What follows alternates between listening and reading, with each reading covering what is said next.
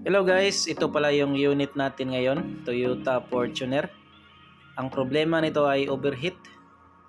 So ito yung radiator niya guys, naputol na. Kaya nag-leak ang coolant at nag-overheat. Ito pala yung bago niyang radiator guys na binili natin.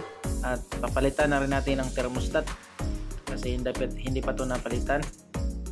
At ito yung luma niya na radiator guys, natanggal na namin. So itapo na natin to kasi kawawa yung kahimtang niya. At ito na yung bago guys, makinis pa. So binili na natin at install na natin to.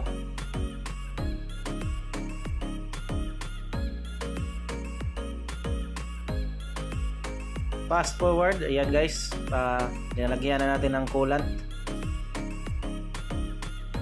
kasi natapos na nating ikabit yung bagong radiator niya.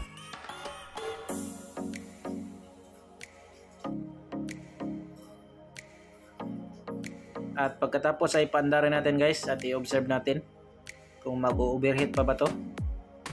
Pagkatapos nating mapaandar guys ay palyado pala yung kahimtang niya, erratic idling. Yan, tingnan nyo yung RPM niya guys, nagbababa taas. Kaya tinroubleshoot na namin kung ano yung dahilan guys, bakit nagmi-misfire at palyado.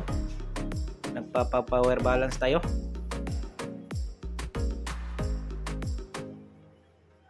So after nating ma-check guys, so ito pala yung problema niya guys, ignition coil number 3. Kaya pinalitan na agad namin. Binilhan na natin guys para ma-okay na to.